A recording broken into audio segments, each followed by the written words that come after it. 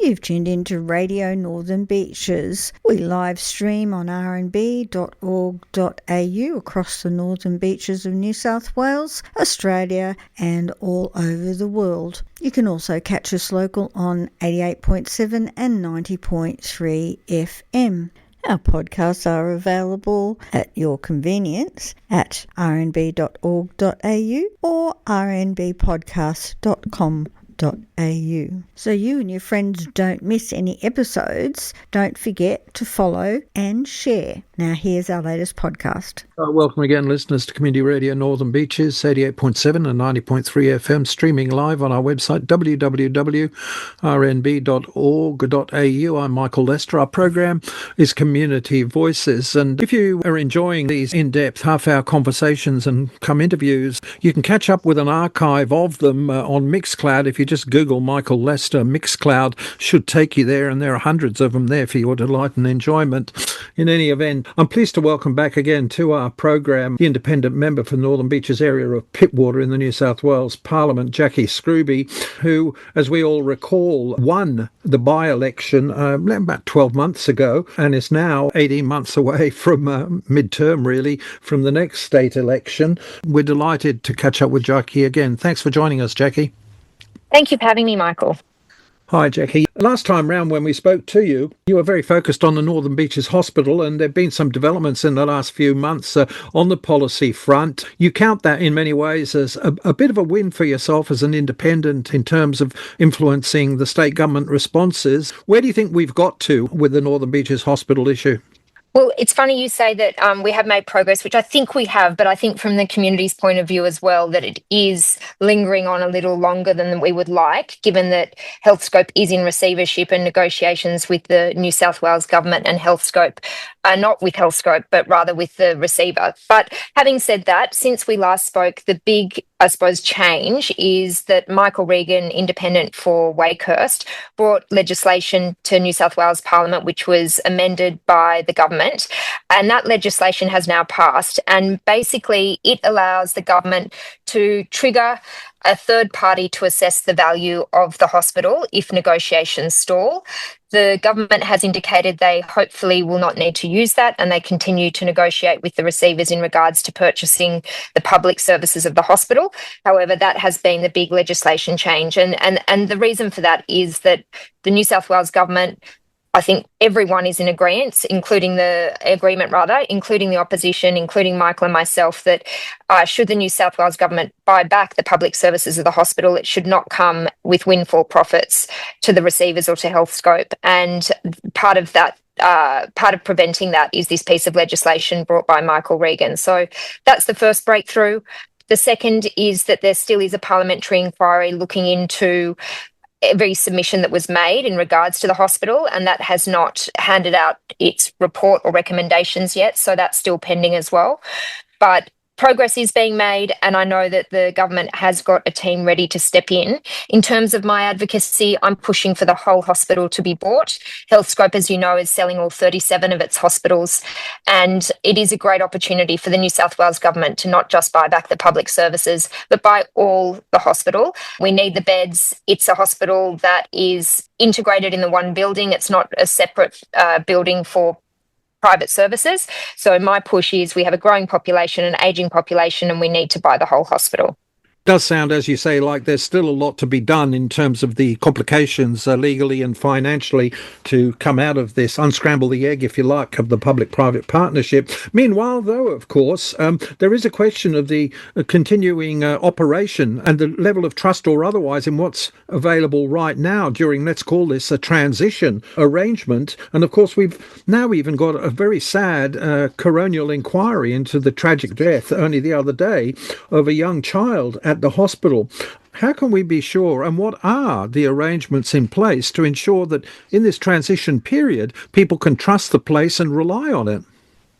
Well, the arrangements are in place. The New South Wales government has a team ready to step in if necessary, and I know the local health district is working closely with HealthScope, and the intention is to maintain services as they have been. And money was given, an extra loan was given by, I think, Commonwealth Bank to the tune of, well, don't quote me on the amount, but the intention was that it would keep all HealthScope hospitals running for at the same level for at least 6 months. So I definitely am not in the business of fear mongering. And I know I have every confidence that that is being managed. Having said that, I completely appreciate that the community does have concerns.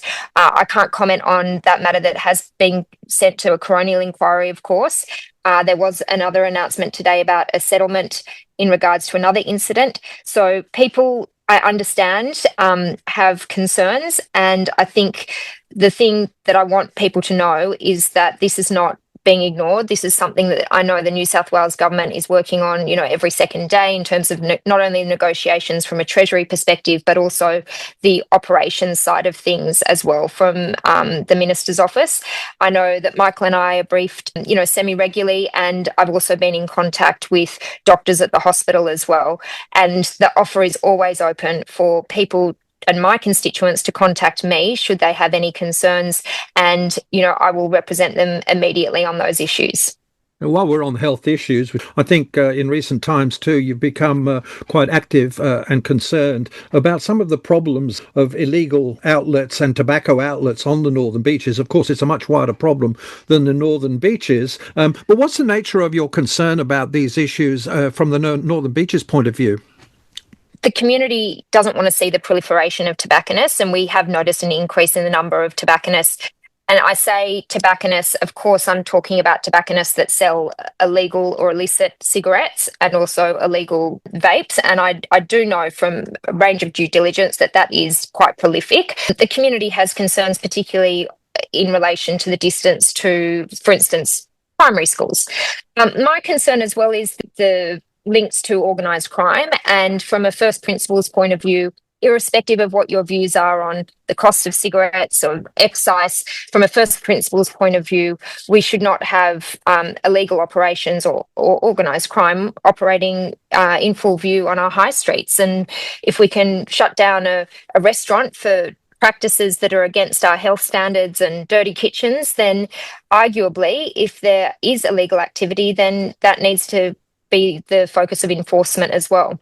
From that point of view, I have made calls earlier this year for the New South Wales government to adopt a task force similar to South Australia, an interagency task force that looks at not only New South Wales health going into potential venues that are selling illicit cigarettes and illegal vapes, but that is also with the police, Office of Fair Trading. It shouldn't be left just to health, New South Wales Health to do that. And I think they only, don't quote me, but it is around this number of about 28 health officials trying to deal with this issue across New South Wales.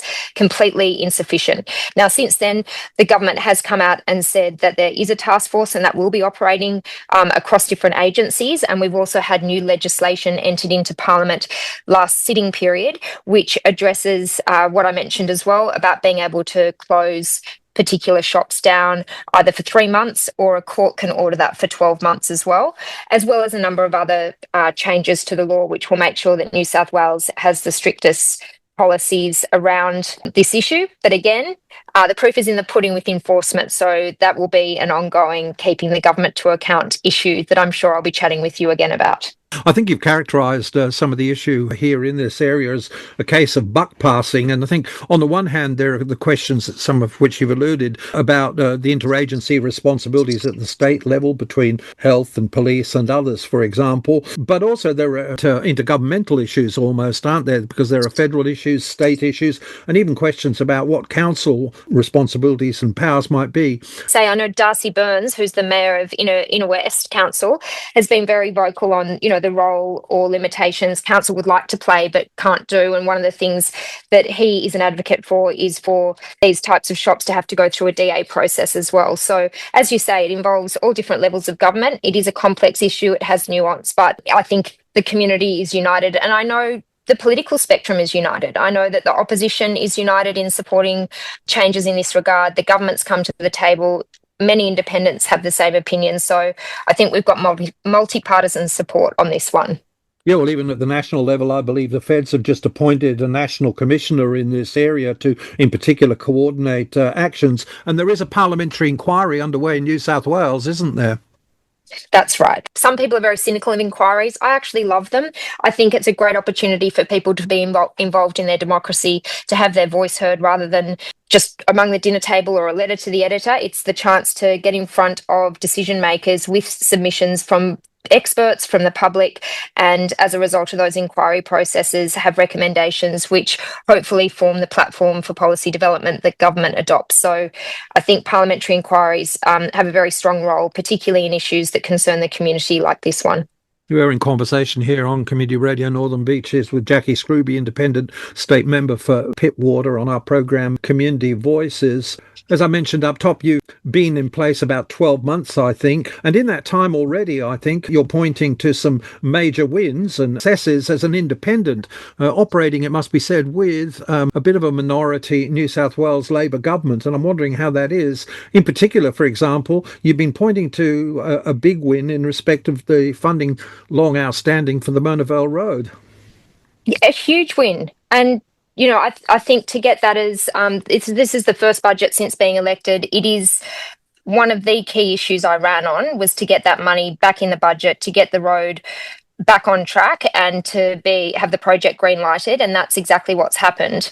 So there has been 250 million that the federal government came to the table with, that Sophie Scromps advocated for.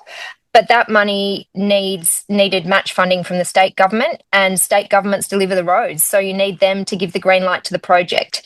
I've got to say, a lot of lobbying from every different angle, even after the LA fires. I was showing the risks and the lessons learnt from the LA fires and what risk it posed to the people, particularly in Terry Hills and Ingleside, with that road being an escape route in a bushfire, and how easily we could get gridlocked there if there was a bushfire. So from every angle, I've been lobbying, and I think it is a huge win to get that on track, given that the Labor government pulled that money very, very quickly after the last election, and with a Liberal in opposition holding the seat of Pittwater. Yeah, well, budgets are always tricky situations and decisions for governments to allocate to meet their own political priorities too. And I think it's also, for me, it's need, and being a relentless advocate around need. So as I mentioned, the LA fires, it's an escape route. We had bus crisis with all these buses off the road, with cancellation after cancellation, particularly on the 190X. You can't have buses in crisis and then not address the road network either. So there were lots of angles, as well as I also ran at the election on pushing back on statewide blanket planning laws. My strong position, and this differs, I think, from both the opposition and the government, is that we should have planning that is community-led, that being from the council up. I don't agree with blanket planning laws, and I pushed hard against the low to mid-rise reforms, particularly for Pittwater, because we are on a peninsula with one road in, one road out, and we do need to have planning and the ability to meet our housing targets, which we do have, through council and through nuance. And so I was very happy that I was able to push back on everywhere from Newport to Narrabeen to Warriewood being declared. And I know it's not ideal that Mona Vale has been declared a low to mid-rise centre, but given there were 9 on the Northern Beaches and only 1 in Pittwater, I'm happy that we didn't get any more, put it that way. But the fact we did get one also strengthened the argument for understanding that we do need Mona Vale Road done. And look, you only need some common sense to drive down there and see that it needs to be done. So I think that there's a big need there, and I was happy to advocate for that, and very happy that the money is in the budget. I know, Michael, that everyone wants the way things were, 3 years earlier when it was in the budget and all systems with the green light, but that's not the reality we faced. And it is a win that we now have the money in the budget. And the reality is that Mona Vale Road East, I think, took about 10 years, and from the time the contractors were engaged was about 6 years. So we need to be realistic about the times that the road takes to get built. And I know for a fact there have got to be land acquisitions, and that is starting to occur from the beginning of next year. So there is all the pre-work that also needs to be done, but at least that's commencing, as we speak, and we've just got to be realistic about those timelines. even though it blows my mind how long it takes to build, 3.4 kilometres of road. So I can understand the community's frustration. On what basis are you as an independent able to influence the sort of decisions we've been talking about, and particularly, for example, the success on a major thing like Mona Vale Road? If it's not numbers and voting, I believe you refer to evidence-based processes. How do these work for you in a realistic political sense? Well, I think the first premise is there are probably good representatives and bad representatives and ones that do more work than others. So I'm not doubting that across New South Wales, there are many, many amazing representatives in New South Wales Parliament, in the lower house, the LA, who advocate fiercely for their community. And I think that's the first step. It is relentless. And it's about also understanding you can't be hyper-focused on one issue and then forget all the other issues. And in Pittwater, we have everything from, potholes to Narrabeen Sports Track, which was another huge budget win that I was really happy about. Our sports fields to speed limit changes, there's so much to advocate for. So I think you need to be strategic in that sense and be working very hard on the things that you have committed to the electorate to deliver. And then secondly, yes, evidence-based. So as I said, working with experts, whether it's, fire risk experts giving advice on how important that road is in the event of a bushfire, whether it's working with experts around Narrabeen track and talking to people who understand the importance of that track in training for, say, the 2032 Olympics. It's about rallying the experts and having evidence-based policy and presenting those. And I think being an independent is very much about working across party lines. There is a minority government. My experience to date has been that the New South Wales government has given an incredible amount of respect to listening to the position of my community. I know that they have taken that approach to listen to a wide range of issues put forward by independents. And from what I've seen, they listen to the opposition as well about their community issues. So I hope that maybe politics is progressing the way it should be, where it doesn't matter about postcode politics, because we're all sick of that, but actually it's policy-based politics and, looking after everyone in New South Wales, every electorate, and getting rid of this idea of postcode politics. And I think that's the way that we're heading, and that's the way it should be. What are the practical challenges and barriers to you as an independent member without a party and resources in trying to adopt this evidence-based approach? Identifying experts, getting their input can all be very difficult, expensive, requiring a lot of knowledge. These are challenging things, aren't they, to put together? Look, time is the biggest challenge. But having said that, I've got an office, so it's a small team, and I think it was Peninsula Living who said I was a terrier. I work really quickly, and I like to be very thorough in understanding issues and understanding and defining the best way forward. And I'm confident that, I've been able to do that with all the issues that I've sought to represent. But in answer to your question, what are the challenges of not having a big party behind you is that maybe you're not fed your policy positions, but at the same time, that means I'm not trapped by the policy positions of a party, and we don't have a situation where I'm a representative for a major party in Pittwater when it's the other way around with me. I'm a representative for Pittwater in Parliament. And I think that's the most important thing about a community independent, is that I listen to the community, I adopt evidence-based policy, and I can push an agenda without having to rely on the position of a party, which I may or may not agree with, or think the people of Pittwater may or may not agree with. So I think it's the best model, and that's why I'm doing it. Another issue that is obviously everyday importance and significance at the local community level is for our children and the education system.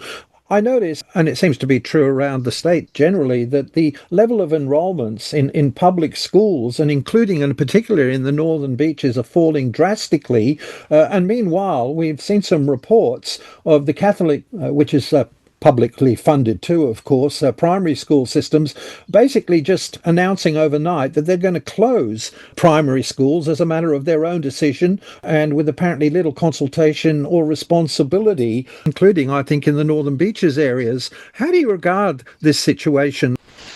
Well, firstly, I think consultation and involving people on the journey is critically important. So I'm referencing now the closure in primary schools, or even we've had changes at Freshie as well. But in terms of the diocese's decision to close those schools, that doesn't impact the schools in the Pittwater electorate. So it's probably better I speak to the first point you mentioned, was the declining numbers in public schools, and particularly the Pittwater electorate public schools being both primary and high schools.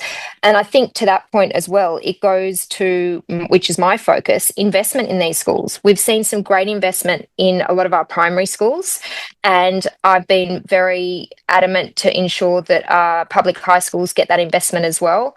Narrabeen Sports High is currently undergoing renovations to certain labs and so forth, but they've also had a big announcement with a Kappa Centre, which is a creative and performing arts centre, or to allow the art subjects. They've also had $100,000 awarded under a community grants program to have their hall renovated because it's not fit for purpose at the moment. And also that's the space where HSC students do their exams, and they need air conditioning in that space in order to be able to thrive during that exam process. So for me, I'm really focused on getting investment in our public schools, particularly the high schools as well, because I know the primary schools have had some investment, and really telling the story to the community about how wonderful these schools are and how they shine, because we do have great schools, and we in New South Wales have a great public school education system, and I will advocate every day of the week to improve that.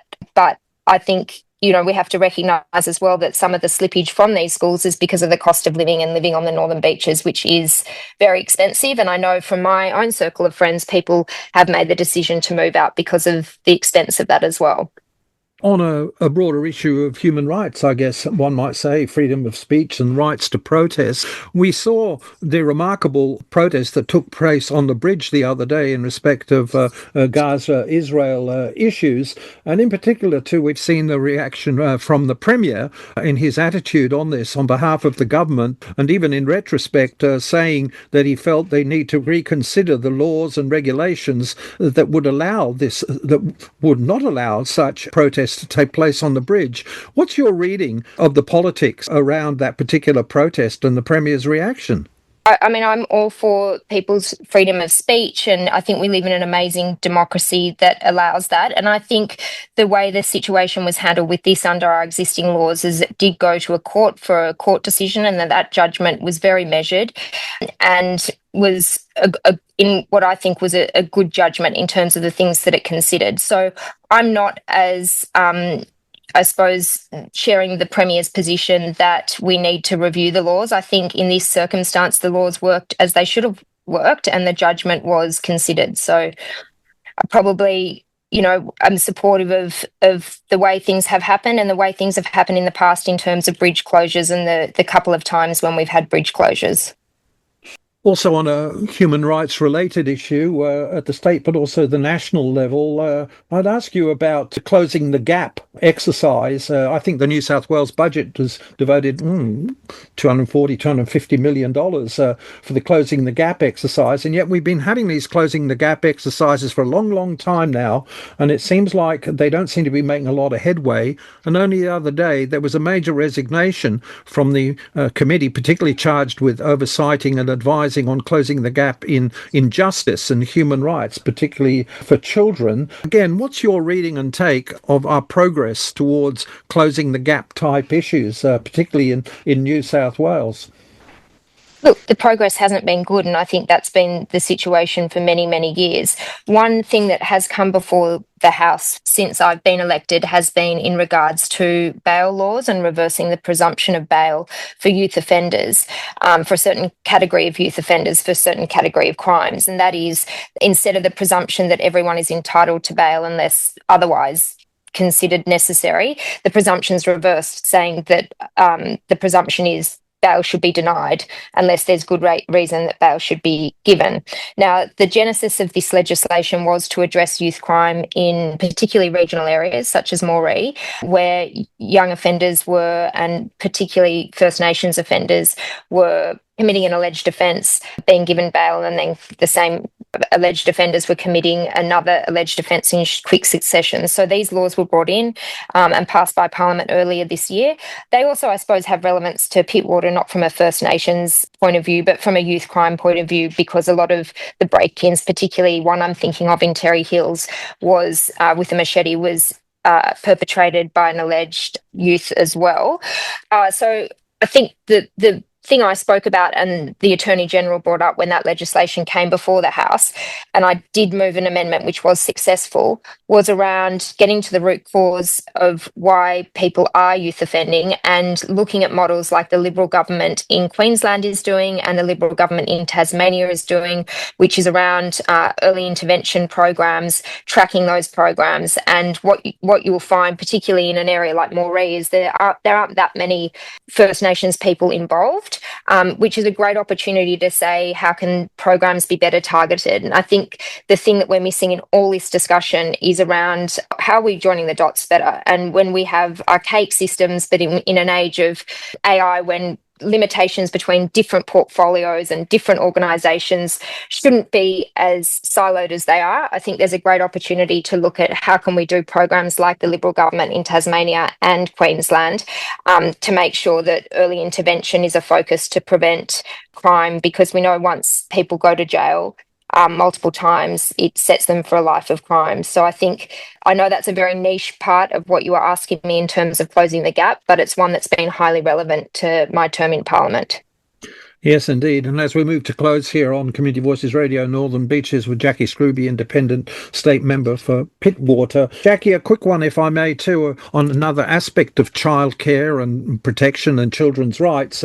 We've had a lot of revelations about some of the scandals and abuses in our childcare system, and there seems to be underlain, once again, with considerable structural problems, if I can put it that way. What's your feeling about the appropriateness of the way that the New South Wales government is proposing to respond? Because I know too that obviously we've got a lot of childcare centres around Northern Beaches, and we've even had evidence shown that some of the people employed in these places moving around the childcare centres in our own area. Yeah, exactly the point I made earlier as well. We should be able to have systems where we don't have people moving around, and we do able to identify if someone's being investigated for, child sex offences, then that's coming up and part of the Working with Children's check. And so I think there is need for reform, and there is need to ensure that people aren't crossing borders to escape being able to be, tracked because of different Working with Children systems. So I think it is incredibly, of course, my heart and thought goes to any family or children impacted, and I think this is the catalyst for change, and that we need that change to be across borders, not just New South Wales, but a national approach. Jacqui, I mentioned at the top of the program that elections never seem to be far away, and yet it seems already that political campaigning's gearing up in the Northern Beaches. We had Premier Minns visiting the Northern Beaches, and we've also had the opposition leader Speakman visiting. Is there any significance, and what do you think they're hoping to achieve here in the Northern Beaches by this, what appears to be a renewed attention? Yeah, I mean, the thought of another election campaign, as you know, I've been through a few of them, both at state and federal level. So, I mean, I'm tired just thinking about it. I just want to get on with the policy development. Look, I think it's a great thing when MPs and shadow ministers and ministers come and talk to the people whose lives they're impacting with policy. So, I welcome it. I think it's great that Hospital Forum that Michael Regan and I held, that both the Treasurer and the Minister for Health came and listened and informed the Northern Beaches community about how they were negotiating with the hospital, and they listened to what we had to say as well. I know, the Premier's been down and the Treasurer as well, down to Manly to listen to Chambers of Commerce around workers' compensation reform, and listening to their calls for the Business Connect program, which I'm pushing to be reinstated and to have discussions around why workers' compensation reform is necessary to keep costs down for business. So I welcome it. I know that the shadow ministers came down. I think it's great to engage with community, and I think that should happen irrespective of an election. Well, indeed, Jacqui, and one might even speculate that this interest, which I doubt existed before people like yourself were voted in as the independent member in the beaches areas, that these areas would have attracted the sort of political interest that they evidently attract these days from the major parties. So, well, Michael, we are a community and an electorate built on small to medium-sized business, and I think everyone knows competition is a good thing, and I think that's in business and economics, but I also think in politics as well. Terrific. Thanks very much, Jacqui Scruby, Independent State Member for Pittwater, for joining us on Community Voices Radio Northern Beaches. Thanks, Jacqui. Thanks very much, Michael. And I noticed we didn't mention e-bikes, so maybe that's for next time. Maybe. Too much to talk about always. Thank you. Australia, the lucky country. We've got meat pies. We've got the world's best beer. But most importantly, top of the list, we've got Radio Northern Beaches 88.7, 90.3. Now hitting the entire world on www.rmb.org.au.